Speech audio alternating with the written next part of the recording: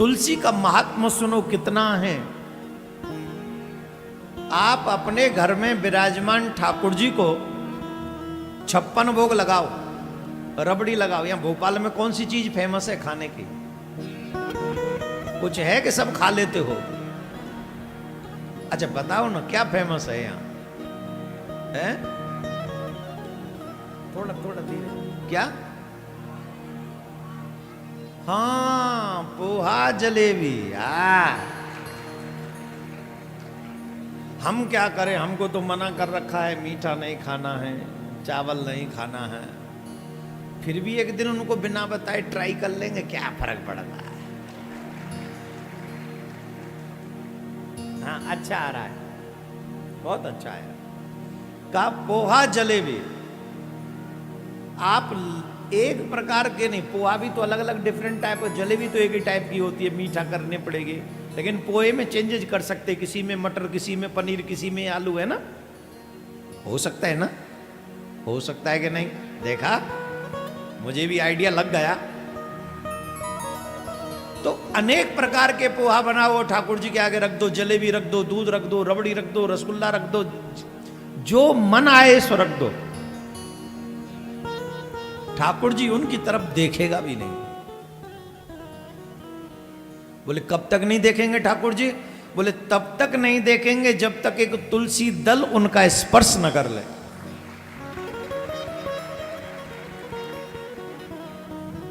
जब ठाकुर जी उस प्रसाद में तुलसी दल को देखते तो प्रसन्न हो जाते और उसे स्वीकार कर लेते। बिना तुलसी भोग लगे ना, बिना तुलसी का भोग नहीं लगता। बोलो सही है कि गलत है? बोलो सही है गलत है? एक और बात बता दें हम आपको, बहुत से लोग पूछते हैं जो तुलसी सूख जाए घर में तो क्या करना चाहिए, बताएं कि नहीं? कई बार ऐसा होता है घर में तुलसी सूख जाती है तो कई लोग तो समझते हैं अशुभ हो गया, तुलसी सूख गई मतलब अब तो गई, अब तो लक्ष्मी आएगी नहीं हमारे जहां। अरे क्या बात कर, तुलसी अगर आपके यहां सूख गई है तो इसका एक और मतलब हो सकता है कि ठाकुर जी उसी तुलसी महारानी को कुछ और सेवा में आपके द्वारा प्रयोग करवाना चाहते हैं। दो प्रयोग, वैसे तो बहुत तुलसी का महात्म, सारी बात हम नहीं बोलेंगे इसमें अभी। दो चीजें बताएंगे। सूखी हुई तुलसी की लकड़ी से आगे रुई लगाकर, आगे रुई लगाकर और उस रुई को दीपक घी में डुबोकर उससे अगर कोई आरती करता है तो सरकार इतने रीझ जाते उसके ऊपर, इतने रीझ जाते हैं कि कुछ पूछो ही नहीं।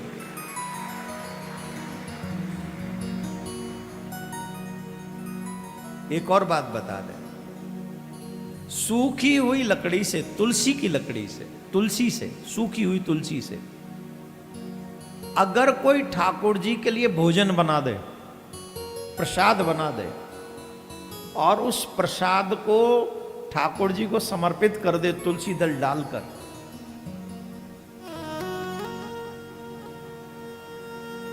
मेरे सरकार 1000 वर्ष के लिए तृप्त हो जाते उससे, 1000 वर्ष के लिए। बोलो किस किस को मालूम था ये?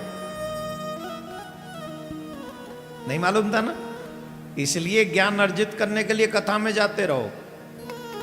न जाने कौन से दिन की कथा तुम्हें क्या दे दे। अब 1000 वर्ष तक तुम पूरे जीवन भर अपने पति को भोजन खिलाती रहो, है मजाला कभी खुश हो जाए। काले टायर जैसा मुंह बना ही रहता है उसका, रूठा रूठा। टायर में नहीं कहीं पंचर हो जाता है तो वो बन जाता है, अलग से फूल जाता है, देखा है आपने? देखा है? अलग से निकल, वैसे ही फूला रहेगा कितना भी स्वादिष्ट भोजन कराओ, कभी नहीं ढंग से चलता है। सच्ची बता रहे हैं हम तुमको। लेकिन ठाकुर जी को एक बार कोई उस सूखी तुलसी से प्रसाद बनाकर उनको भोग लगा दे, 1000 वर्ष के लिए तृप्त हो जाते हैं।